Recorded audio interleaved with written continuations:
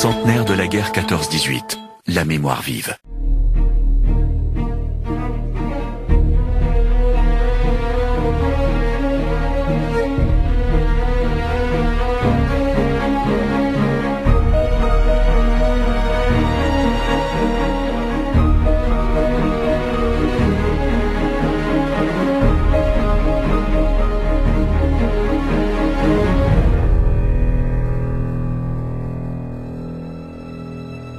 Bonjour et bienvenue sur Moselle FM, très heureux de vous retrouver dans cette émission spéciale consacrée au centenaire de la Première Guerre mondiale en direct du cimetière militaire français de Bar-le-Duc.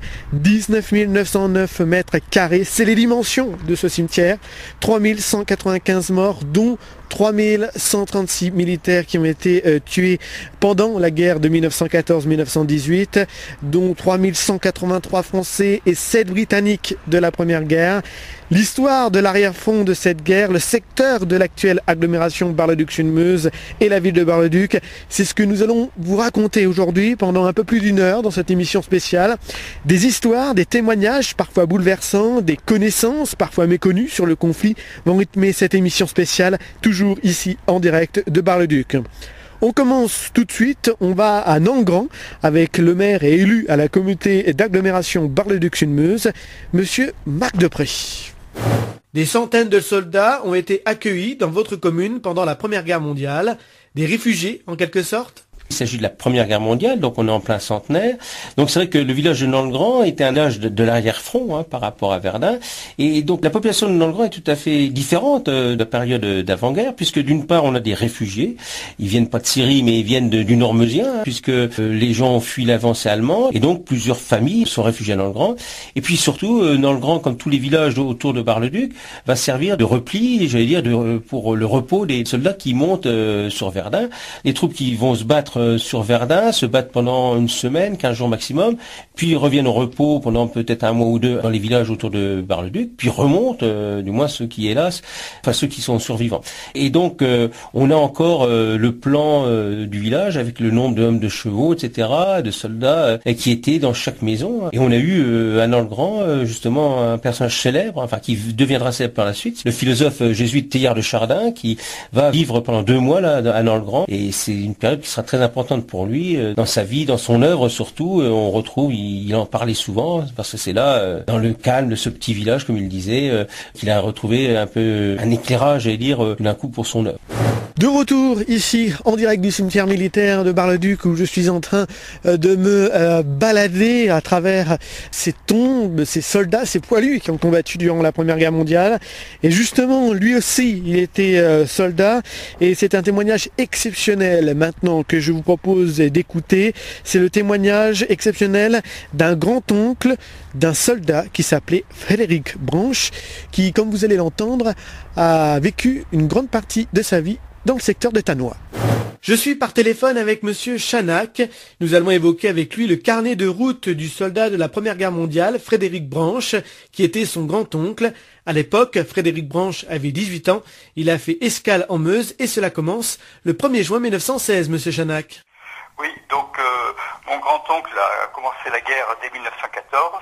Son régiment, le 99e régiment d'infanterie, donc est parti pour Verdun à cette période-là, donc fin mai, début juin 1916. Il est arrivé à Longeville le 1er juin 1916. Il est allé non seulement à Longeville en Barrois, mais il est passé par la route de Culé. Essayons de détailler sa visite dans le sud du département de la Meuse, notamment le 1er juin 1916. Son journal est assez détaillé, détaille bien son trajet. Le train m'emmenait vers Revigny, Bar-le-Duc. Il débarque à Longeville, à 5 km de Bar-le-Duc. Ensuite, son bataillon se dirige vers Culay et il s'arrête à Tannebois. Se trouve son frère qu'il rencontre. 4 de ses frères étaient sur le front à cette époque-là. Et dans le même temps, il indique qu'il entend le fracas des bombes et l'on voit la fumée des éclatements, je cite. C'était pas tout calme pour lui dans ce secteur à cette époque. En fait, son régiment faisait mouvement vers le front et au fur et à mesure que l'on suit sa progression, il se rapproche du front. À ce moment-là, il n'était pas avec son bataillon car il indique qu'il le rejoint. Justement, c'est la continuité du 3 juin 1916 ? Oui, c'est ça. Le 1er juin, il rejoint son bataillon. Il fait part de son inquiétude à l'idée d'être envoyé vers Verdun. Verdun à l'époque en plein bombardement. Verdun était en plein bombardement. Les traverser la ligne de front à cet endroit-là. Et ils n'ont pas réussi, mais ils ont réinterprété leur effort en disant que leur objectif était de saigner à blanc les troupes françaises, mais en fait leur véritable objectif, sans le recul de l'histoire, c'était de percer le front à cet endroit-là. Par la suite, votre grand-oncle se dirige vers le front de Verdun, car il évoque les villages de la Voie sacrée. Oui, là on voit, nous sommes embarqués hier en auto, parce que il participe beaucoup à la logistique, les trains, l'auto, les camions, en auto, à l'embranchement de la route de Culay-Silmont et de la grande route Bar-le-Duc-Ligny en Barrois. Donc on a le départ de Culay à 5h30, embarquement à 7h, route de Longeville, Bar-le-Duc, Mailly de Vambard, Hérisy-la-Brûlée, Rhône, Hérisy-la-Grande, Chaumont-sur-Aire, Isoncourt, Eppe. Mais bon, j'ai un document dactylographié qui est dactylographié, je pense, ou par lui-même à cette époque-là, ou par son frère immédiatement après. Souilly, Senoncourt et débarquement au-dessus d'Ansemont, son village pour aller cantonner au Grand Montéron. Donc Pentecôte 1916. Qu'est-ce qui devient après le 11 juin 1916? Il combat sur le front? Oui, enfin, il est au front, hein. On voit bien, si je remonte au 13 juillet 1916, il est toujours au front. Un de ses amis qu'il connaissait bien est blessé, est tué. Donc 25 juillet 1916, ils sont relevés. Il va donc décéder très jeune, en 1918, en Champagne, dans la Marne, à Vrémy, à quelques kilomètres de Reims, là toujours aussi sur le front. Ah oui, sur le front, il était tué à l'ennemi. Enfin, c'est la mention qui se trouve, le certificat de décès, tué à l'ennemi. Il était prêt à donner l'assaut, il est sorti de la tranchée, il a reçu une balle. Est-ce qu'il y a eu des soucis pour l'identifier? Pas du tout. Il n'y a pas eu de souci pour l'identifier. Il n'a pas été pris par une bombe, enfin, il a été tué devant ses camarades, encore dans la ligne française, au moment où il allait attaquer. Ils l'ont ramené sur une civière à l'arrière du front. Il est enterré à Vrémy. Ça, je ne sais pas, je n'ai pas pu savoir où il était enterré, parce que sa tombe familiale qui se trouve à Lyon, les inscriptions dessus sont toutes effacées. J'ai pas pu poser la question à ses frères et sœurs, puisque ma grand-mère est bien âgée, et je pense qu'il n'y a que ma grand-mère qui aurait pu savoir où il était enterré. Je me suis toujours posé la question de savoir s'il était enterré à Lyon ou dans un cimetière militaire près de Vrémy. J'ai pas pu avoir l'information. Revenons un peu en arrière. Le 1er juin 1916, il indique qu'il a quitté Saint-Dizier. Pourquoi était-il à Saint-Dizier? Mon grand-oncle, donc, revenait de permission, est arrivé en train jusqu'à Saint-Dizier. Saint-Dizier, son retour de permission. Il avait été blessé, déjà à Verdun, en avril 16. Il était resté donc lors d'un assaut. Il a été dans le souffle d'un obus. Après cette blessure, en avril 16, il a été à l'hôpital de Chaumont. À la suite de ce séjour à l'hôpital, il a eu une permission pour se reposer. Il est sorti de l'hôpital donc le 17 mai 16 et il est parti en permission pour Lyon. Il a quitté Lyon. Le 30 mai, il est encore allé au cinéma à Lyon. Et le 31 mai, il est arrivé à Saint-Dizier, fin de sa permission et au retour à Verdun. Précisons qu'il était sous les drapeaux à l'âge de 18 ans et c'est ce qui lui a permis d'être militaire et d'aller au front aussi. Oui, je pense que toute sa classe d'âge qui était sous les drapeaux à ce moment-là, ils sont tous partis pour le front. À l'époque là, les régiments c'était par région, c'est-à-dire si on était de Lyon, on était au 99e régiment d'infanterie qui se trouvait à Vienne. Tous ses camarades du 99e régiment d'infanterie, pour certains qui le connaissaient à côté, puisque c'était des gens de la même région, se sont retrouvés. 99e régiment d'infanterie est parti pour la guerre. Donc dans un premier temps dans la Somme, puis après Verdun, il a fait la Belgique, puis la Champagne. Est-ce que dans son carnet de route, il parle de d'autres bataillons ou militaires ou de membres de sa famille? Il parle du lieutenant Sognot, d'éléments qui m'a beaucoup intéressé, qui m'a ému même. Quand j'ai lu la première fois son journal, il parle de son ami Mouterde, Emmanuel Mouterde, qui est donc décédé, il a dû décéder très tôt dans la guerre, puisqu'il en parle tout au début de son journal. Enfin vraiment, c'est les premières pages de son journal, il parle de son ami Mouterde, et il dit, j'ai écrit un mot à ses parents, au moment où il partait, lui pour le front, il a écrit un mot pour ses parents. L'année dernière, j'ai reçu de la part petit-neveu de Emmanuel Mouterde, le scan du mot que Frédéric Branche avait écrit aux parents de son ami Mouterde. Vous avez eu l'initiative de publier sur Internet le carnet de route de votre grand-oncle à l'occasion du centenaire de la Première Guerre mondiale. Oui, il y a quelques années, donc j'ai remis l'intégralité du journal sur Internet. Et j'ai été interpellé par un professeur d'histoire qui avait l'intention de faire travailler sur ce journal des élèves, de faire un blog, le blog de Frédéric Branche qui écrivait sur Twitter ses aventures. Donc il m'avait demandé s'il pouvait utiliser le journal, il m'avait demandé si, pour ne pas déflorer la fin, je pouvais retirer temporairement le journal du site de manière à ce que ces élèves restent motivés. Donc mon projet c'était de remettre pour les 100 ans de chaque événement les pages du journal en ligne, de manière à ce qu'on puisse saisir en temps réel ou en différé, mais avec un décalage de 100 ans, ce que Frédéric Branche avait vécu. Malheureusement, des contraintes de temps et puis des contraintes techniques m'empêchent d'être aussi assidu que j'aurais souhaité l'être. L'aviation joue aussi un rôle important dans ce conflit. Direction Beaune avec une passionnée d'histoire, Morissette Antunès. Dans les années 1910, un terrain d'aviation a vu le jour à Beaune, qui n'existe plus maintenant. Ce terrain d'aviation a toute une histoire. Oui, le terrain d'aviation a donc toute une histoire. Il ne devait pas être implanté sur Beaune. En effet, il a été bâti en 1911 et en 1912, l'escadrille numéro 124 ou escadrille Lafayette s'y installera et sera engagé à partir de cette base arrière dans la bataille de Verdun. Dès le 22 mai 1916, chose très importante, il y a l'américain Bert Hall, pilote de la 124e. Un industriel, monsieur Malouet, crée sur ce terrain un biplan baptisé l'Alérion, qui s'écrase le 15 octobre 1912. Un autre constructeur, monsieur Camel, constitue la Société parisienne de construction aéronautique. Cette société tenta sans succès de construire un biplan populaire en 1913. Et suite à cela, en 1913, un café est construit à Beaune, ayant pour enseigne le Café de l'Aviation. Ensuite, le 22 juin 1931, est formé sous la dénomination l'Aéroclub du Barrois, une association dont l'objet était de travailler au développement de l'aviation en France et spécialement du vol sans moteur. L'Aéroclub du Barrois, dont les activités avaient cessé pendant la guerre, se reconstitue le 22 février 1945 et change d'appellation pour devenir l'Aéroclub de la Meuse. Toujours à Beaune et toujours sur l'aviation, mais cette fois-ci avec Jean-Pierre Mangin, lui aussi passionné d'histoire, qui nous raconte cet aérodrome qui existait sur le secteur de Beaune. En ce qui concerne Beaune, c'est un terrain extrêmement intéressant parce que d'une part, c'est sur le terrain de Beaune qu'a été stationnée l'escadrille Lafayette, qui est une escadrille de pilotes américains qui sont venus s'engager en France dès le mois d'août 1914. Elle était néanmoins commandée par deux officiers français, puisque je me permets de vous rappeler que les États-Unis ne sont entrés en guerre contre l'Allemagne qu'au mois d'avril 1917. Cette escadrille Lafayette avait comme symbole une tête d'Indien.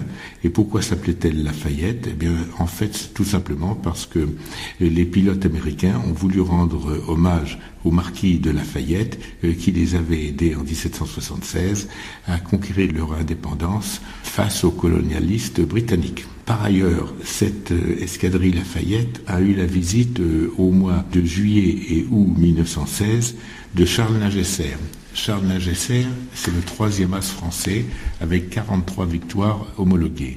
Et Charles Ningesser était logé 77 boulevard de La Rochelle dans une maison qui avait été réquisitionnée. Charles Ningesser, avec ses 43 victoires homologuées, est le 3e as français par le nombre de victoires, après René Fonck qui avait 75 victoires et Georges Guilmer qui a eu 53 victoires, mais le malheureux capitaine Guilmer est mort à 22 ans. Nous sommes toujours en direct ici à Bar-le-Duc, dans ce cimetière militaire français où plus de 3136 soldats de la Première Guerre mondiale reposent ici dans ce cimetière. Et on reste justement à Bar-le-Duc pour évoquer maintenant l'abri anti-aérien situé à proximité de l'église Saint-Jean. Vous ne le savez peut-être pas, mais un abri qui a servi à la protection des civils. On s'interroge aussi sur l'archéologie de la Première Guerre mondiale. À la faveur de travaux d'aménagement de la place Foch, un abri anti-aérien datant de la Première Guerre mondiale a été réouvert, une vraie richesse patrimoniale selon les spécialistes. Pour en parler, nous sommes avec Franck Moureau, attaché de conservation au patrimoine à la ville de Bar-le-Duc, et monsieur Hugues Dessin, service animation et référent du projet centenaire à la ville de Bar-le-Duc. Monsieur Moureau, pouvez-vous présenter cet abri ? L'église Saint-Jean est un site assez intéressant pour Bar-le-Duc, parce que l'église a été construite en différentes périodes. La dernière extension date de 1939 et nous avons découvert ici un abri de 1918. Or, cet abri était présent avant la dernière extension extension de l'église. Donc il faut imaginer, au début du XXe siècle, une place bien plus importante, bien plus dégagée, sur laquelle a été construit par le génie militaire français un abri à destination de la protection des civils. Peut-on dire que c'est une œuvre archéologique? Une question très intéressante parce que elle touche vraiment à la limite de l'histoire, de notre mémoire, de l'archéologie. Aujourd'hui, le patrimoine de la Première Guerre mondiale fait partie des objets archéologiques. C'est un peu paradoxal parce qu'on peut s'imaginer que l'archéologie, ça concerne l'époque médiévale ou l'Antiquité, mais l'archéologie, c'est aussi notre passé proche. On pourrait considérer qu'à partir du moment où il y a la perte des derniers témoins oculaires, visuels, on a en fait un passage dans le domaine de la mémoire à l'histoire. Et tout ce qui intéresse l'histoire, c'est de l'archéologie et ça nous intéresse pour reconstituer les éléments de notre vie passée. Et grâce aux témoins matériels laissés par des habitants, on peut reconstituer une part d'histoire qui est jusqu'alors inconnue, qui n'est pas écrite. Et l'archéologie nous permet d'écrire entre les lignes de l'histoire. Dans cet abri, est-ce qu'on a découvert des objets? Quelques objets ont été trouvés, mais il faut savoir que cet abri n'a pas été occupé longtemps. Il a été fait en août 1918. Il n'a que quelques mois d'occupation. Par contre, au niveau des débris retrouvés à l'intérieur, il y avait quelques éléments, comme par exemple un quart militaire, un quart à boisson pour boire. Il y avait également une petite bille, peut-être perdue par un enfant qui était là, un bouton de chemise. Vous voyez quelques petits objets qui témoignent de la vie non pas militaire du site, mais tout simplement de la vie des habitants de Bar-le-Duc durant ce dur conflit qui a été la Première Guerre mondiale. Quel est l'avenir de cet abri? Cet abri, Place Foch, est un des derniers conservés à Bar-le-Duc, conservé sur un espace public et accessible. On a mené dans le cadre du centenaire une étude, un inventaire de tous les biens culturels de la Première Guerre mondiale et notamment des abris. Et donc cet abri est particulièrement intéressant et il est intéressant à conserver, à intégrer au projet de la Place Foch et on pense à juste titre pouvoir l'ouvrir de façon épisodique pour le public, par exemple pour les journées patrimoine, en y installant une sorte d'exposition à la fois visuelle mais aussi sonore pour retranscrire quelle était l'atmosphère des habitants, des Barisiens à l'aube de la fin de la Première Guerre mondiale. Hugues Dessin, la dimension de cet abri? À peu près un tiers du bunker qui est à l'extérieur. Il continue encore sur environ 2 tiers. On a environ 26 mètres à peu près d'abri au total. Avait-il d'autres abris sur Bar-le-Duc? Oui, dès 1915, l'armée allemande s'est intéressée à Bar-le-Duc d'un point de vue logistique et non militaire. Bar-le-Duc est un des centres d'approvisionnement de Verdun et dès 1915, les premiers bombardements ont lieu sur Bar-le-Duc. Pour répondre à ça, dans un premier temps, les caves ont été réquisitionnées, des caves abris de secours. Face à la recrudescence des bombardements, il a fallu recréer soit des galeries, soit des abris bétonnés comme celui de la Place Foch. Des galeries, il y en a eu 21. Creusé à flanc de coteau, que ce soit à la Ville-Haute, Côte Sainte-Catherine, rue Montant. On aperçoit encore les traces quelquefois. Sur les abris, il y en a eu 9 bétonnés. Plus souvent en centre-ville qui était une zone plane. C'était plus facile de les faire à cet endroit-là. Toutes ces galeries et tous ces abris ont-ils disparu ou il reste des débris ou des traces? Outre celui de la Place Foch, qui s'appelait Place Foch à partir des années 20, nous avons une trace d'un abri bétonné dans le quartier de Marbeau où une maison a été construite dessus. C'est assez intéressant. Il faut savoir qu'à l'époque, détruire un tel ouvrage représentait une somme d'argent, une somme de travail assez conséquente et il fallait souvent utiliser des explosifs. Donc quand la ville et la préfecture ont pu les conserver, ils l'ont fait. Donc on a celui faubourg de Marbeaumont qui a été conservé et vendu à un particulier qui a construit sa maison dessus. Place des Minimes, il a été détruit par exemple. Il y en a eu près de la gare qui ont été détruits. Un exemple qui est resté jusqu'à la Seconde Guerre mondiale, c'est celui de la place Reggio qui a été comblé à l'issue du second conflit. Un abri anti-aérien qui pouvait donc servir de protection suite au bombardement. Parlons à nouveau d'aviation avec le terrain de Comblanc-Barrois et ses as avec Jean-Pierre Mangin, passionné d'histoire.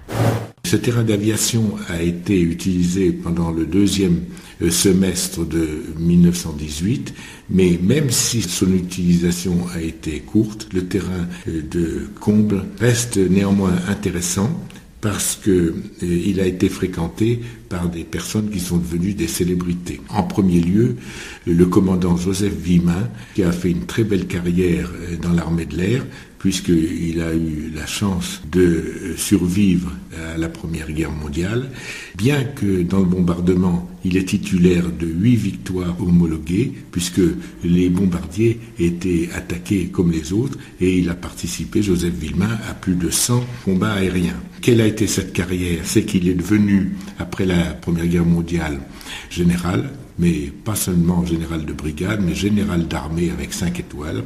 Il a été chef d'état-major de l'armée de l'air en 1938, Grand Croix de la Légion d'honneur, et surtout, ce qui est rarissime pour un officier, il a été médaillé militaire, parce que je vous rappelle que la médaille militaire est une médaille qui a été créée par Napoléon III pour les hommes de troupe et les sous-officiers, et que pour qu'un officier soit proposable à la médaille militaire, il faut qu'au préalable, il soit déjà Grand Croix de la Légion d'honneur, ce qui est rarissime. Il ne faut pas oublier que le général Villemin est l'organisateur de la Croisière Noire, qui en 1933 a envoyé 56 aviateurs représentant 4 escadrilles, dont 30 avions, en AFN, en AOF, et en Afrique équatoriale française. Et l'objectif de cette croisière noire, qui s'est déroulée du 8 novembre 1933 au 18 décembre 1933, était d'affirmer aux coloniaux et aux peuples colonisés que la mère patrie n'était pas si lointaine que cela, parce qu'on pouvait l'atteindre en 24 heures.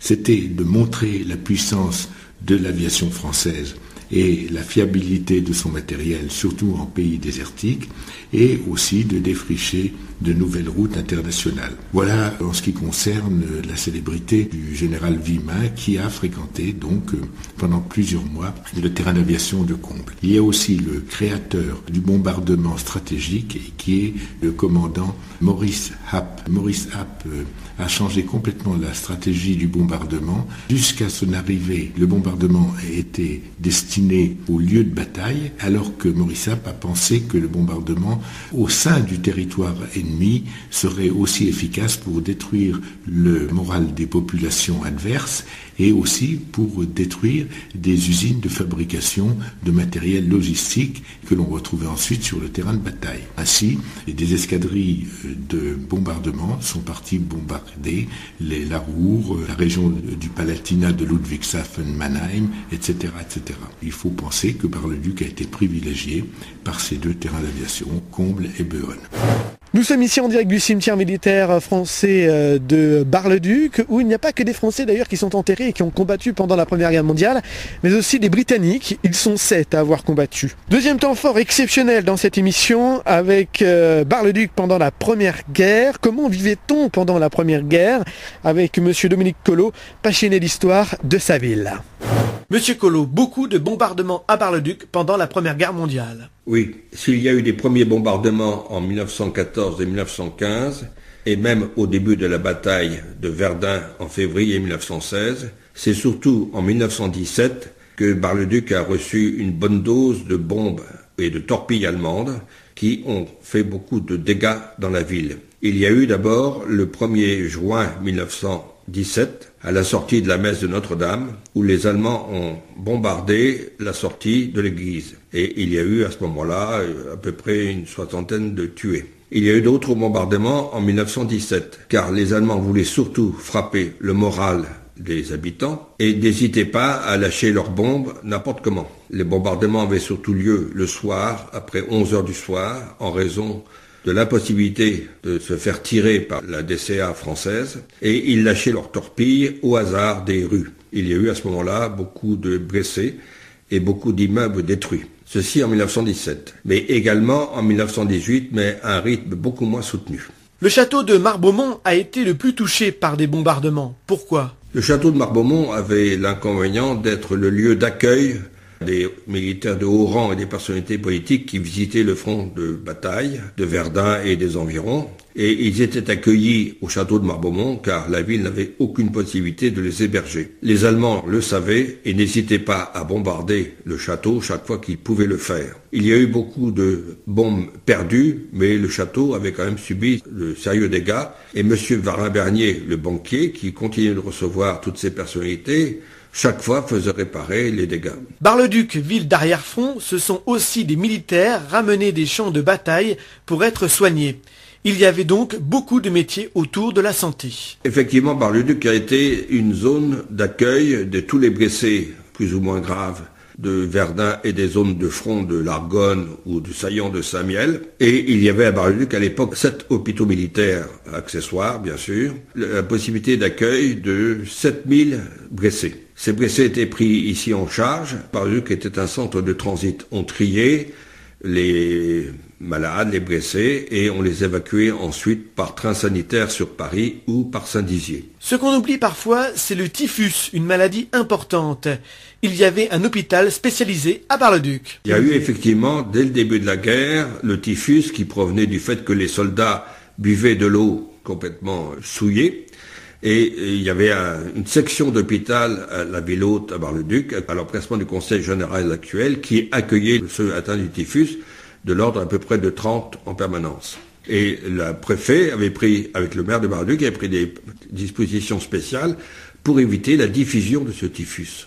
Des blessés entassés à côté de la gare. Ça s'est produit au début de la guerre. Les services de santé étaient complètement inorganisés. Et dès le début de la guerre, en septembre 1914, en raison de la bataille de Vassincourt qui s'est déroulée à 10 km de Bar-le-Duc, les blessés venant de la bataille de Vassincourt ou de la bataille de la Vaumarie, plus au nord de Bar-le-Duc, arrivaient ici à Bar-le-Duc, on ne sait pas où les mettre. On les hébergeait purement simplement sur des lits de paille, dans la cour de la gare, devant la gare, en plein soleil, dans des conditions d'hygiène absolument effroyables. Sait-on combien il y a eu de bombes et de victimes? Alors, le nombre de bombes, c'est à peu près de l'ordre de 600. C'était à la fois des bombes et surtout des torpilles, qui est un engin explosif particulier, qui faisait encore plus de dégâts. Donc, à peu près 600 bombes ou torpilles. Au niveau des tués, c'est de l'ordre de 2 à 300, y compris d'ailleurs des militaires de passage, qui ont été tués à la sortie de la gare de Bar-le-Duc, comme les autres d'ailleurs. Un événement tragique lors de la fête de l'Assomption, à la sortie de la messe de l'église Notre-Dame, plusieurs décès à la suite de bombardements. Effectivement, le 1er juin 1916, à la sortie de la messe de l'Ascension à l'église Notre-Dame, les Allemands ont fait 2 attaques aux environs de midi à la sortie de la messe et les dégâts ont été effroyables. Une soixantaine de personnes ont été tuées, souvent aussi par imprudence des Parisiens, car après la première attaque, ils sont sortis de leur abri pour aller voir sur place et est arrivé à ce moment-là la deuxième attaque aérienne et les dégâts ont été importants à ce moment-là. La deuxième partie dans quelques instants, mais avant, allons à Wavincourt pour évoquer un aérodrome pendant la Première Guerre mondiale. Inutile de vous dire que là aussi, l'aviation a joué un rôle important. Pour parler de son histoire, nous sommes avec Hélène Berthélémy, étudiante en histoire. Que peut-on dire sur cet aérodrome? Cet aérodrome, il a été fondé durant l'été 1918 par des troupes américaines qui ont pris place au sud de la commune afin d'y fonder leur aérodrome. C'est un aérodrome qui avait une capacité de 45 officiers et qui pouvait accueillir jusque 300 soldats, du moins on en a dénombré jusque 300. Et on a aussi dénombré 63 avions qui étaient disposés dans 9 hangars. Dans cet aérodrome, donc, il y avait 3 escadrons qui étaient des escadrons d'observation principalement, qui ont pris place à la fin de la Première Guerre pour surveiller le secteur de Saint-Miel et aussi le secteur de l'Argonne, pour voir s'il n'y avait pas de nouvelles offensives de la part des Allemands. Ces 3 escadrons, donc il y a le 24e escadron, et aussi le 91e, donc il y avait 2 escadrons qui portaient ce numéro, un pour l'observation de jour et un de nuit. Tous ces escadrons sont restés de septembre 1918 et ils sont restés jusque mai 1919, date à laquelle l'aérodrome est devenu un dépôt pour justement des pièces détachées d'avions, ou du moins on recevait les avions et on les déconstruisait, si je puis dire ainsi, pour dispatcher les différents composants dans les autres aérodromes ou là où on avait besoin de pièces en tout cas. Troisième temps fort exceptionnel, Bar-le-Duc pendant la Première Guerre mondiale avec Monsieur Collot. L'alimentation pour arriver à Bar-le-Duc a été extrêmement compliquée. Monsieur Collot, on ne le sait peut-être pas, mais l'alimentation pour arriver à Bar-le-Duc a été extrêmement compliquée. Le problème du ravitaillement a été important dès le départ de la guerre 14-18. D'une part parce que le pays a été ravagé par les Allemands, donc les récoltes n'ont pas pu se faire. Deuxièmement, les hommes étant partis sur le front, les récoltes ne pouvaient pas se faire non plus. Mais ensuite, avec l'arrivée des réfugiés qui ont augmenté la population de la ville, le fait que le ravitaillement ne venait pas car la priorité absolue était accordée à l'armée, il fallait nourrir et ravitailler les troupes sur le front de Verdun et les autres fronts de l'Argonne et de Saint-Miel, au point que les difficultés d'accès à Bar-le-Duc étaient bloquées, le ravitaillement. Donc les gens de Bar-le-Duc soumis au rationnement très rapidement, et ça s'est succédé tout au long de la guerre où chaque fois on renforçait les mesures et on restreignait les conditions de nourriture, au point que les tickets de ravitaillement ont été institués à Bar-le-Duc dès 1917 concernant le sucre, ensuite pour les différentes autres denrées alimentaires. Il n'était pas possible de circuler à Bar-le-Duc car il y avait énormément de militaires. La circulation à Bar-le-Duc était très difficile puisque tout était réservé à l'armée. Une chance, c'est qu'il y avait très peu de voitures automobiles particulières, mais la circulation était complètement bloquée par la gendarmerie militaire et les accès de la ville étaient impossibles. Toutes les troupes arrivaient soit par chemin de fer, soit surtout par la route de Saint-Dizier ou la route de Châlons-sur-Marne, et tout repartait sur Verdun par ce qu'on appelle maintenant la voie sacrée. D'où une circulation intense avec les camions qui stationnaient sur toutes les places de la ville, le ravitaillement qu'on stockait sur des quais partout, et il y avait impossibilité de stationner au point qu'il fallait avoir une autorisation particulière à la fois de la préfecture et de l'armée pour pouvoir circuler. Et la circulation pour les privés était limitée à 30 à l'heure et on n'avait pas le droit de doubler un convoi militaire. Autant dire que la meilleure façon de circuler était de rester chez soi. Des problèmes de circulation au niveau de l'argent. La chambre de commerce a dû en fabriquer. Les restrictions ont même touché la circulation monétaire au point qu'il n'y avait pas d'argent courant. D'abord parce que les habitants accumulaient l'argent chez eux. La pratique bancaire n'existait pas comme elle existe maintenant. Donc les gens gardaient les billets de banque chez eux. Et à ce moment-là, il y avait une difficulté de circulation monétaire. Et l'État a autorisé différents établissements, dont la Chambre de commerce de Bar-le-Duc, à émettre des billets en 1917 et 1918, billets qui étaient couverts par la garantie de la Chambre de commerce et qui ont été rachetés ensuite par l'État en 1920, 21 ou 22. Dans ce quotidien difficile, pour les personnes qui ne sont pas parties de Bar-le-Duc, il y a des loisirs aussi. Cela tourne toujours. Il y a eu pendant la guerre beaucoup d'animations à Bar-le-Duc, en dehors du fait de la circulation piétonne, je dirais. Il y a eu beaucoup d'animations dans le sens où on a organisé beaucoup de fêtes de bienfaisance pour recueillir des sommes d'argent au bénéfice des réfugiés, des enfants, de la Croix-Rouge, etc. Mais l'armée aussi, pour distraire ses troupes, qui étaient nombreuses à Bar-le-Duc et qui étaient de passage, a organisé le foyer du soldat où on a pu, avec le concours des comédiens, musiciens qui étaient militaires à ce moment-là à Bar-le-Duc, organiser des séances récréatives. Il y avait aussi à Bar-le-Duc, on a beaucoup parlé, le fameux Café des Oiseaux, qui était le centre de rendez-vous de tout le monde qui pouvait grouiller à Bar-le-Duc, de militaires, de commerçants, de négociants, etc. Un lieu de rencontre, de discussion, à propos de beaucoup de choses. C'était là où on refaisait la guerre et où on l'a gagnée. La Première Guerre mondiale, ce n'est pas aussi qu'à Bar-le-Duc, mais c'est aussi à Robert-Espagne. Analysons cet élément historique avec Éline Barthélemy. Que peut-on dire sur cette période ? Le village sera plus concerné par la bataille de la Marne, donc le début du conflit. Tout le flanc ouest du département va être touché, donc à proximité de la Marne. On peut noter au nord du village, au lieu-dit de la Petite Beurrée, plus côté Trémont, il y avait une batterie française à ce lieu-là. Étant une commune assez riche qui possédait un grand nombre d'industries, donc de riches familles industrielles et aussi un grand nombre de commerces, on peut sans douter qu'il y avait des soldats en permission dans le village. Et on peut aussi noter que plus tard dans la bataille, notamment avec la bataille de Verdun, la proximité du village avec le château de Jandeur qui a été transformé en hôpital militaire fait qu'il y avait malheureusement des blessés qui transitaient par le village. Donc on peut bien s'imaginer les habitants du village venir lorsque le train passait et s'arrêtait à la petite gare du Taco, donner des vivres ou aider les médecins et autres infirmières pour donner certains soins ou des potages durant la période hivernale. Le premier conflit mondial donc se déroulera ainsi pour la commune de Robert-Espagne. Et on peut noter aussi une petite anecdote pour la toute fin du conflit. Il y a un endroit pas loin du Tivoli, en partant un petit peu vers la forêt de Trois-Fontaines, la croix de Mission. Alors cette croix, elle a été érigée vers 1918. Et pourquoi elle a été érigée ? Tout simplement, c'est les habitants de la commune qui ont voulu remercier la Vierge pour avoir protégé le village.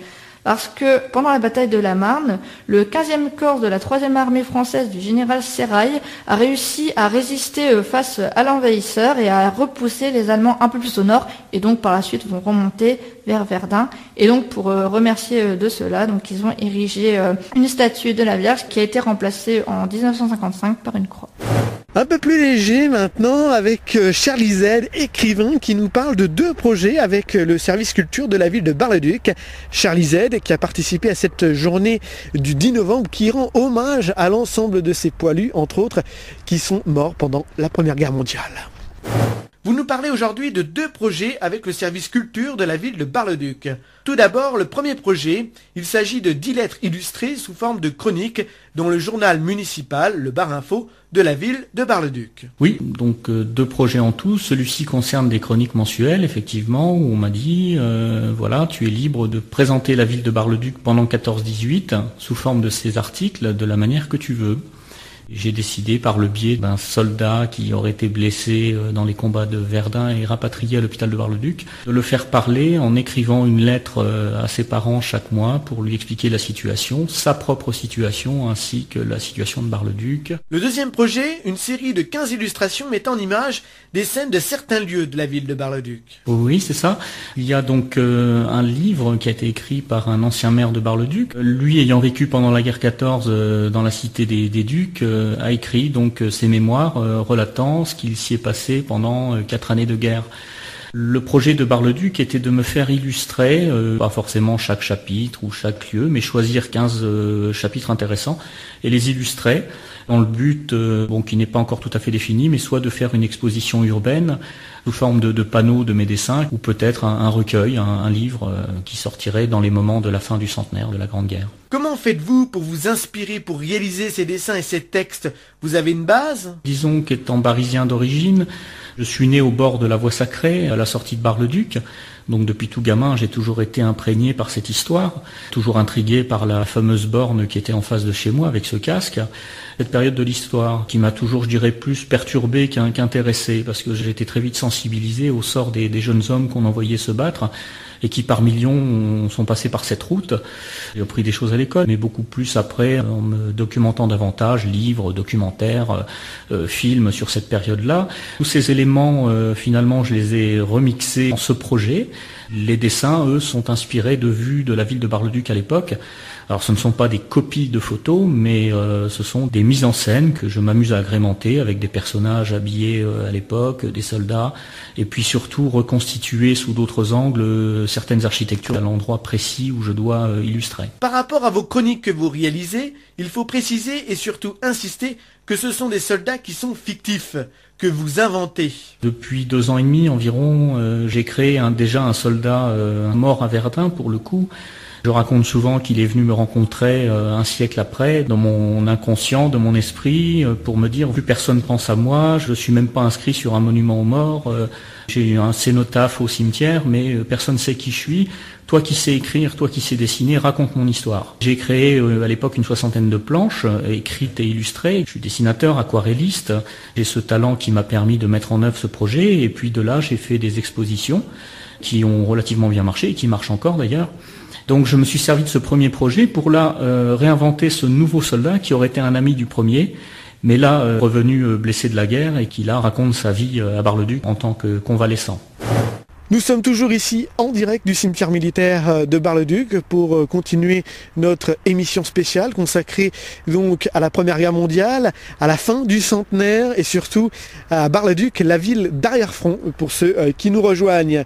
À Bar-le-Duc, justement, évoquons maintenant la présence de l'armée au lycée Poincaré, ex-lycée national, avec Daniel Labarthe, des Amis de Couchoud.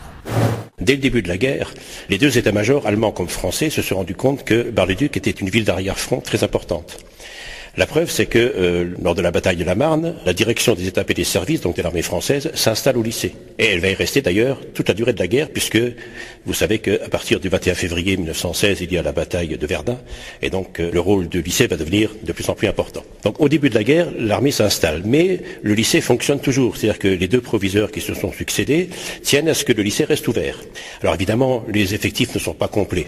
Il y a beaucoup d'internes qui ne viennent pas, et les demi-pensionnaires ou les externes viennent quand ils peuvent. Mais le lycée a toujours fonctionné. L'armée s'installe et elle installe deux choses. Elle installe donc, je vous l'ai dit, la direction des étapes et des services, et elle installe aussi un hôpital militaire. Cet hôpital militaire va fonctionner pendant toute la durée de la guerre, un peu comme les autres hôpitaux militaires qui sont développés dans la ville. La direction des étapes et des services va prendre un rôle prépondérant à partir du 21 février 1916, parce que c'est à partir des bureaux DES que va s'organiser la noria des camions qui vont circuler sur la fameuse voie qui va être baptisée après la voie sacrée. Donc l'état-major français s'installe au lycée et essaye d'organiser non seulement le ravitaillement donc de la bataille de Verdun en munitions, en hommes, etc., par aussi le chemin de fer le Meusien. Et elle essaye aussi d'organiser la défense de la population et des militaires qui vivent à Bar-le-Duc. Donc l'armée va creuser des abris, des galeries un peu partout dans Bar-le-Duc pour protéger la population et les militaires. Et puis le 21 février 1916, c'est non seulement le début de la bataille de Verdun, mais c'est aussi le premier jour où la ville de Bar-le-Duc va compter des morts par les bombardements aériens. Ce qui prouve que l'état-major allemand avait aussi conscience qu'il fallait viser la ville de Bar-le-Duc. Et notamment le lycée, puisque la première bombe qui va faire des victimes explose sur le trottoir de sortie des élèves. Il y a 2 véhicules militaires qui sont garés le long. Il y a 3 militaires qui vont être tués et une passante civile qui va être la première victime civile des bombardements aériens durant la guerre. La cohabitation entre les militaires et les civils ne s'est pas passée dans le calme tout le temps. Les militaires avaient tendance à prendre un peu trop de place par rapport à l'organisation du lycée. Donc le proviseur, M. Chemin, s'est battu pour garder un peu ses locaux et donc il n'a pas eu besoin de transférer des classes à l'extérieur du lycée. Ce M. Chemin a aussi organisé la défense des élèves et des enseignants, c'est-à-dire que quand il y avait une alerte, eh bien, il organisait la descente des élèves et des professeurs dans les caves du lycée. Il avait même fait creuser un escalier pour raccourcir le chemin qui menait aux caves. Le lycée a été bombardé à plusieurs reprises, mais heureusement, il n'y a pas eu de gros dégâts. Les bombes tombaient un peu à l'extérieur, il y avait des vitres qui étaient soufflées, il y avait des tuiles qui volaient en éclats, mais il n'y a pas eu de gros dégâts et il n'y a pas eu de morts à part ceux du 21 février 1916. Donc, M. Chemin a été récompensé à la fin de la guerre, il a été nommé à Bordeaux, mais on lui a rendu un hommage à la Sorbonne et le lycée de Bar-le-Duc a été cité comme exemple de la résistance de la population face à ce qu'on appelait à l'époque la barbarie teutonne. Le fait que le lycée ait fonctionné pendant toute la durée de la guerre, ça a marqué les esprits.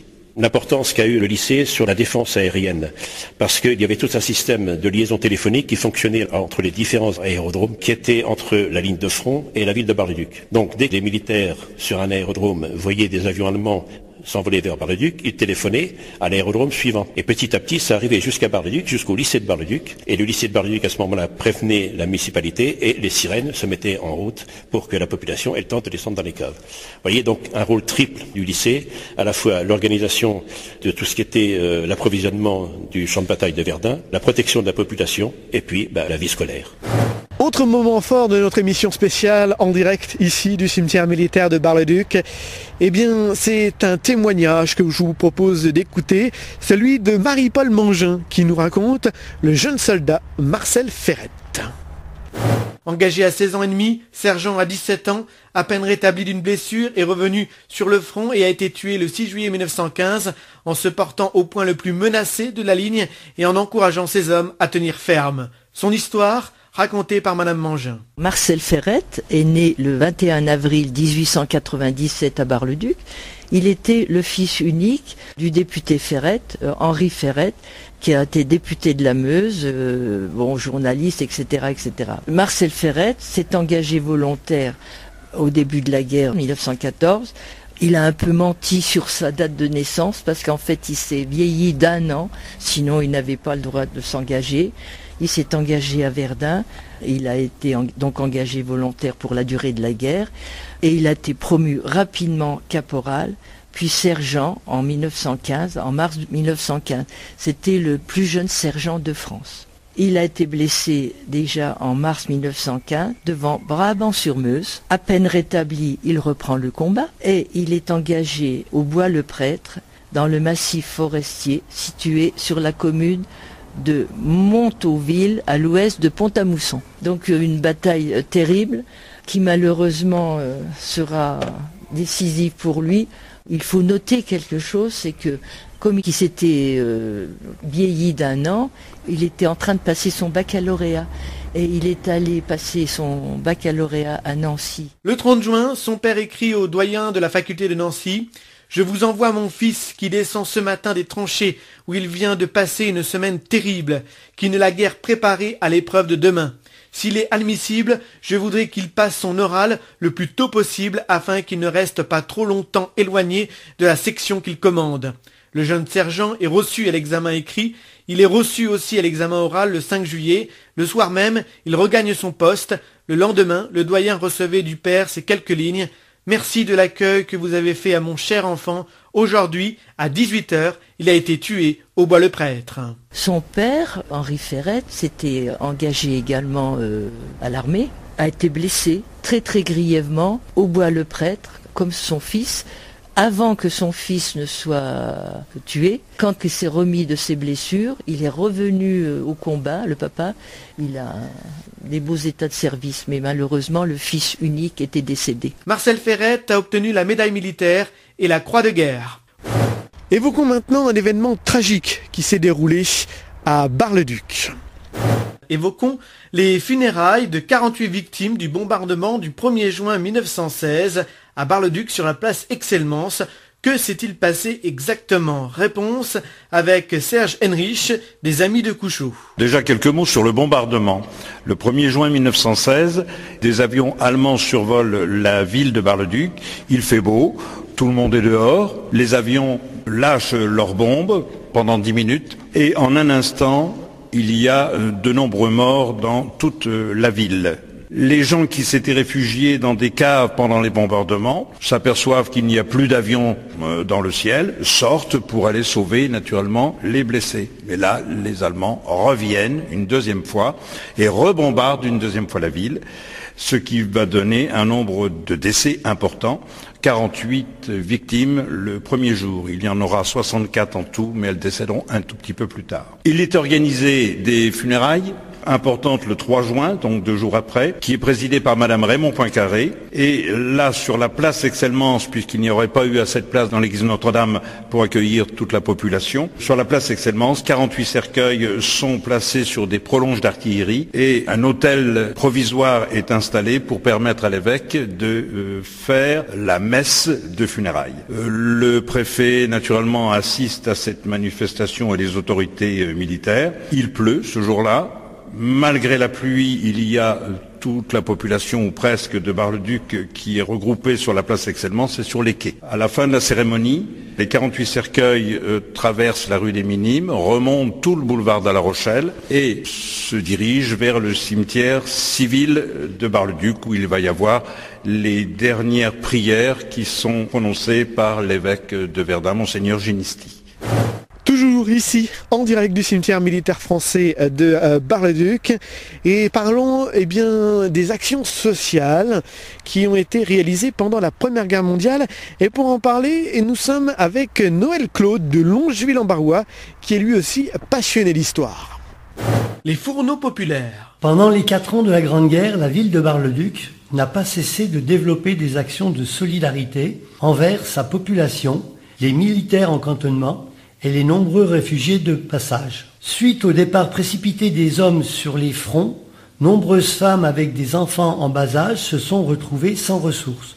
Plus de 1000 personnes au niveau de la ville. La ville décida de créer les fourneaux populaires et de mettre en place une soupe populaire en 3 endroits. Caserne Oudinot, dite du 94e, Maison Blancpain, rue du Port, Maison de l'Ouvroir en ville haute. Les professionnels commerçants de la ville, bouchers, boulangers, cuisiniers d'auberges, marchands de charbon, forment des bénévoles à la gestion des besoins et à la cantine collective. Dès le 10 août 1914, les fourneaux populaires sont opérationnels. Je rappelle que la mobilisation a eu lieu le 4 août. Très rapidement, cette soupe bénéficie aussi au flot de réfugiés des combats de la Vaumarie, 9, 10 et 11 septembre 1914.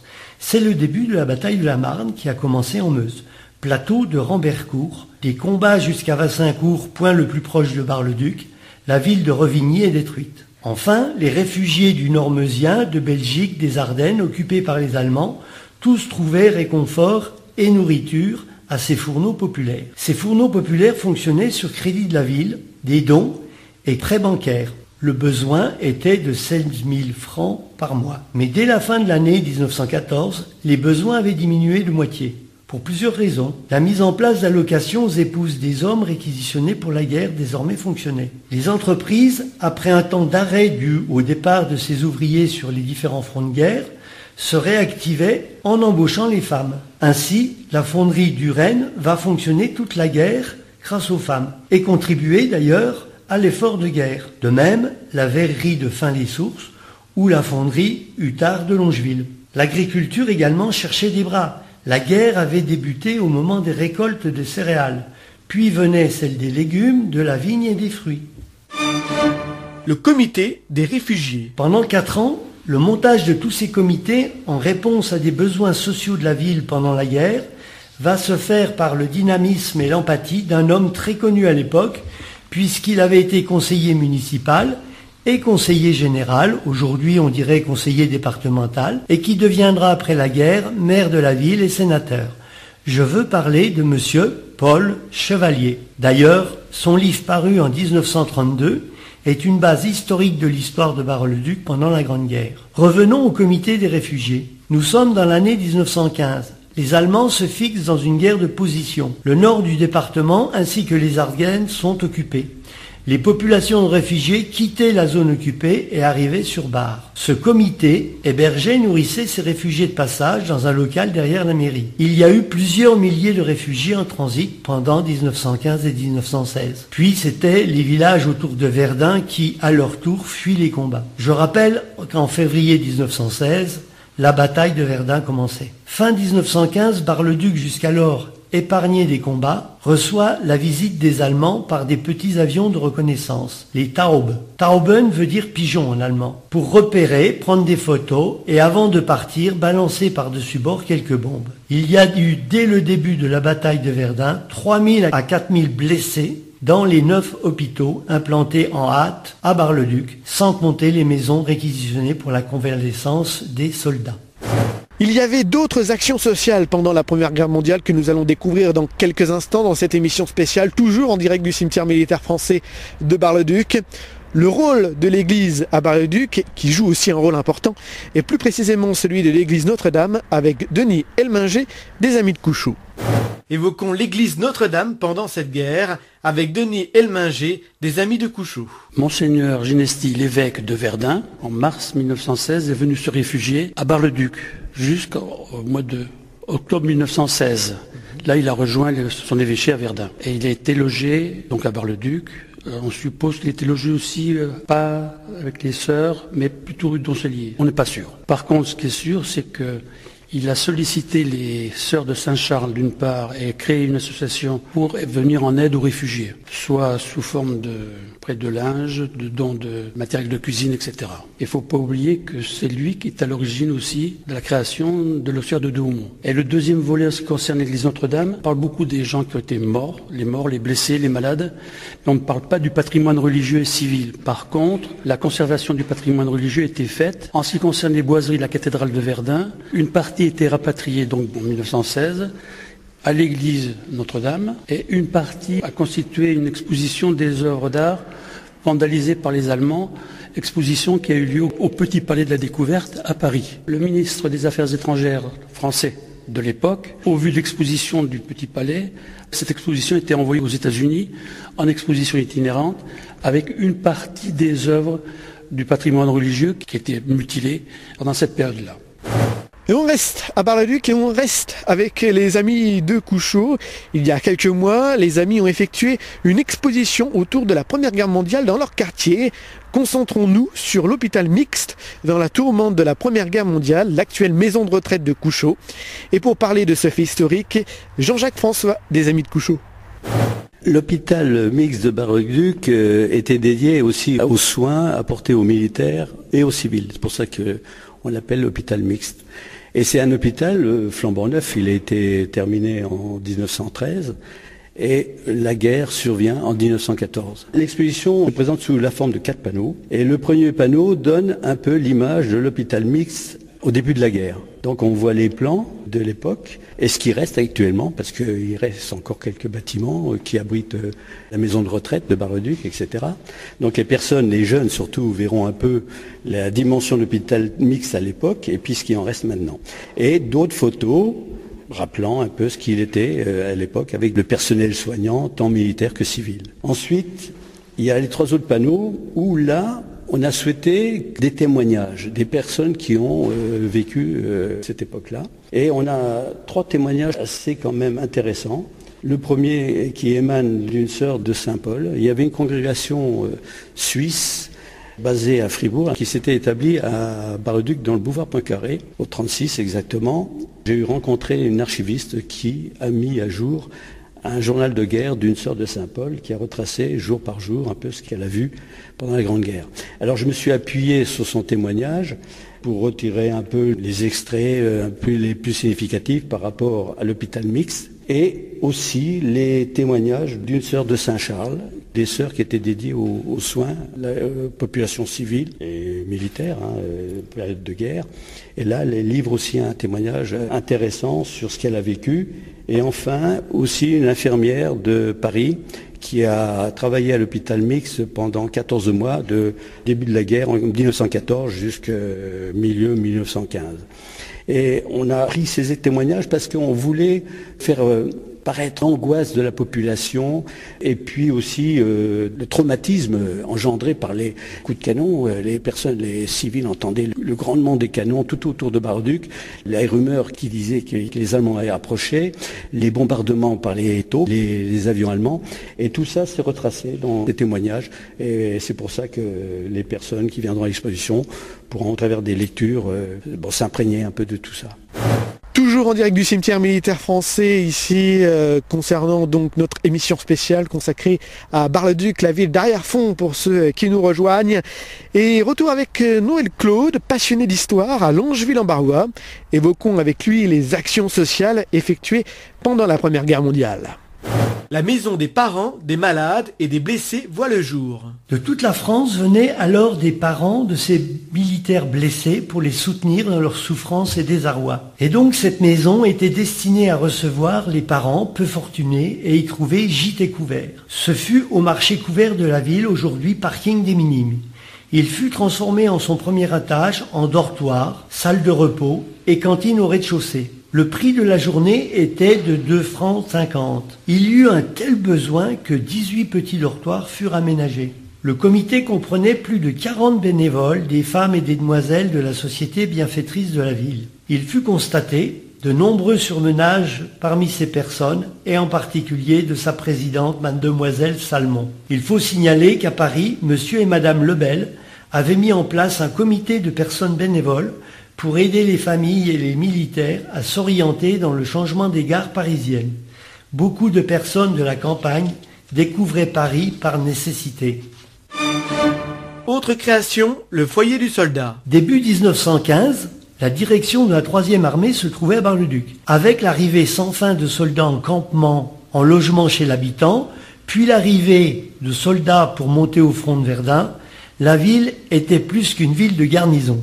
Il y avait partout des militaires, souvent désœuvrés, passant leur journée de café en café, dans l'attente d'ordre pour relever le front, et il y avait les militaires convalescents. Paul Chevalier, une certaine Madame Crook, femme de pasteur, et le général Guagou, général de la place, allaient créer le foyer du soldat. Son objet, procurer aux gradés et soldats un lieu de repos, de distraction, de lecture, faire leur correspondance et prendre des consommations hygiéniques. Un grand paragraphe du règlement précisait très finement la tenue et le langage à avoir dans ce lieu, car c'étaient encore des dames et des demoiselles de la société parisienne qui en prenaient la direction et la gestion. L'irrévérence était donc interdite. Pour les consommations hygiéniques, il faut entendre jus de fruits, limonade, pas de vin.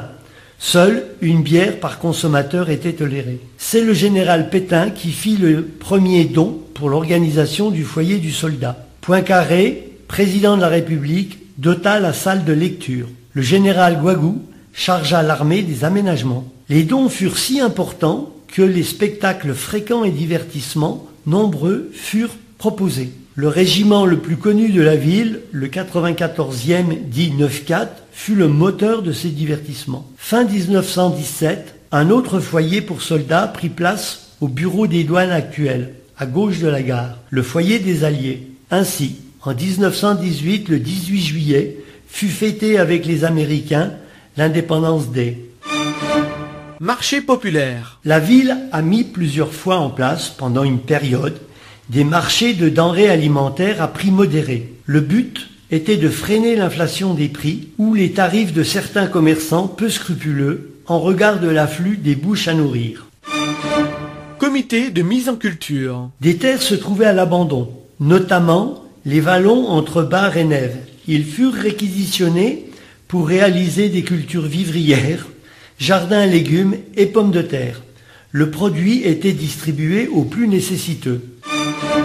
Comité du combattant et du prisonnier. Ce comité avait pour objet de réaliser des colis et de la correspondance auprès des prisonniers en Allemagne du canton de Bar-le-Duc. La notion de marraine de guerre était une personne qui allait entretenir une correspondance avec un prisonnier dépourvu de famille. Pour toutes ces actions bienfaitrices à la solidarité des populations pendant la guerre, son rôle capital d'approvisionnement du front de Verdun, ses nombreux tués et blessés civils lors des bombardements de 1916 et 1917, la ville de Bar-le-Duc, sans avoir été envahie par les Allemands, reçut la Croix de guerre en 1920. La ville de Revigny l'a reçue également. La paix pendant la Première Guerre mondiale. Quelque chose qui nous demande à réfléchir, ce rôle de paix pendant la Première Guerre mondiale. C'est un travail qui a été réalisé par une classe du lycée Raymond Poincaré de Bar-le-Duc que je vous propose d'écouter maintenant. Un travail où ils ont mis plusieurs mois à rechercher des informations et à réaliser cette chronique. Je vous propose tout de suite de l'écouter. Salut tout le monde!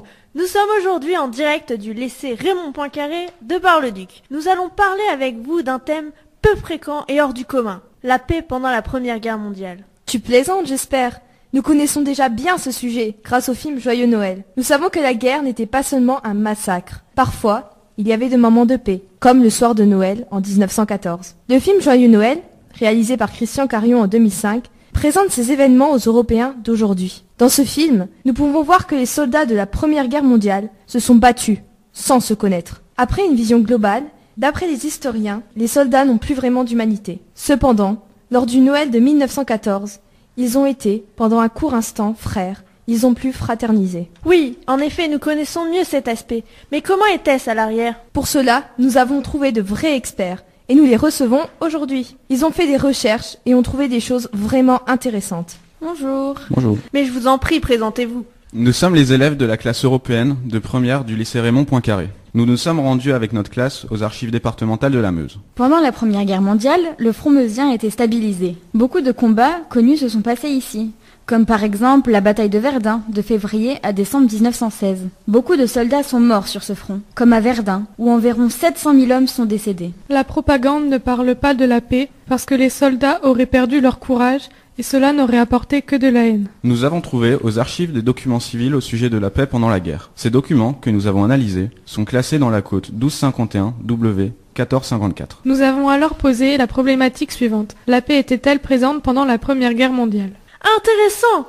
Et à quelle analyse avez-vous abouti? Pour commencer, nous pouvons dire que la paix était un sujet sensible, surtout pendant la guerre. On ne pouvait en aucun cas la mentionner. Les sources n'en parlent pratiquement pas, ce qui prouve que c'est un sujet tabou. Mais nous avons cependant trouvé quelques documents. La plupart ont été censurés. Par exemple, le magazine La Croix Meusienne, du début février 1915, où il y a un espace libre. Nous avons beaucoup étudié et analysé ces documents. Bien qu'il y ait peu d'informations, la paix était un sujet qui apportait bien des problèmes. Oui, bien sûr, les personnes qui gouvernaient et administraient les civils étaient anxieuses.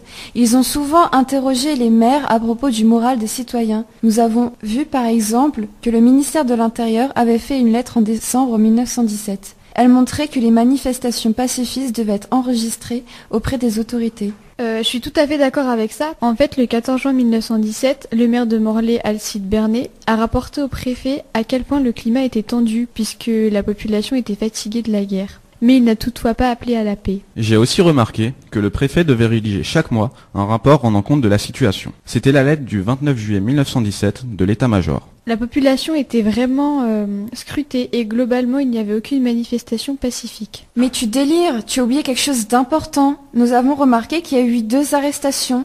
Ils étaient défaitistes et il y avait même un anarchiste. Ce ne sont que des conneries. Je n'ai jamais rien vu dessus. Vous auriez dû mieux préparer votre programme radio, mais nous avons aussi trouvé une affiche à bas la guerre. Oui, tu as raison. Ce document était vraiment le plus intéressant. Il a été trouvé le 13 décembre 1916 dans le boulevard de La Rochelle, la rue principale de Bar-le-Duc. L'auteur n'est pas connu. Il y avait en effet des pacifistes discrets et prudents. Ils ne voulaient pas montrer leur opinion ouvertement. C'est vrai, cependant nous avons trouvé un document en allemand. Il a été trouvé et ramassé le 31 janvier 1918 dans la petite ville Villotte de Vanloupy. Il s'agit d'un tract communiste dont les auteurs sont eux-mêmes nommés camarades républicains. Ils voulaient fonder une république et entendaient par cela paix et liberté avant tout. Ils ont essayé d'inciter les soldats allemands à les suivre. Finalement, on ne voit pas s'exprimer l'idée d'une Europe unifiée. C'est sans doute trop tôt pour les Lorrains qui sont caractérisés par la haine héréditaire. Chers experts, merci pour votre analyse intéressante. Grâce à vous, nous pouvons désormais dire que la paix pendant la Première Guerre mondiale était un sujet très tabou. De plus, c'était également un problème pour les personnes dirigeantes. Nous pouvons maintenant nous demander comment était vue la paix en Allemagne. De retour ici, en direct du cimetière militaire français de Bar-le-Duc, où autour de moi il y a des croix à perte de vue, je dois l'avouer, et le monument donc qui a été inauguré le 16 octobre 1927 sous la présidence de Raymond Poincaré pour rendre hommage, entre autres, à ces soldats, ces poilus qui ont combattu pendant la Première Guerre mondiale. Le nombre de personnes portant les séquelles de la Première Guerre mondiale, militaires et civiles, s'élève à plus de 40 millions. 20 millions de morts et 21 millions de blessés. Ce nombre inclut 9,7 millions de morts pour les militaires et près de 10 millions pour les civils. Les alliés de la Première Guerre mondiale perdent plus de 5 millions de soldats et les empires centraux près de 4 millions. Nous arrivons à la fin de cette émission spéciale consacrée au centenaire de la Première Guerre mondiale, en direct ici du cimetière militaire français de Bar-le-Duc. Cette émission spéciale qui était consacrée à l'arrière-front pendant la Première Guerre mondiale à Bar-le-Duc et dans l'actuelle agglomération Bar-le-Duc-Sud-Meuse. Avant de se quitter, je tiens à remercier, après plus de 1 an et demi de travail, de recherche intensive, l'agglomération Bar-le-Duc-Sud-Meuse, les archives départementales de la Meuse, la ville de Bar-le-Duc, le lycée Raymond Poincaré, Monsieur Jalabert pour la lecture scientifique dans la chronique que vous venez d'entendre il y a quelques minutes, et l'ensemble des intervenants qui ont contribué à cette émission, et en particulier Bertrand Chanac, Noël Claude, les amis de Couchot, Marie-Paul Mangin et Dominique Collot. Merci à eux pour leur disponibilité. Vous pouvez retrouver cette émission en replay sur notre site internet meuse-fm.com. Cette émission est dédiée à tous les poilus et soldats qui ont combattu pendant la Première Guerre mondiale pour notre liberté. Ne les oublions jamais. Je vous rappelle que nous étions ici en direct du cimetière militaire français de Bar-le-Duc pour notre émission spéciale Bar-le-Duc, la ville d'arrière-front. Merci à tous et à très bientôt sur votre radio de proximité, Meuse FM.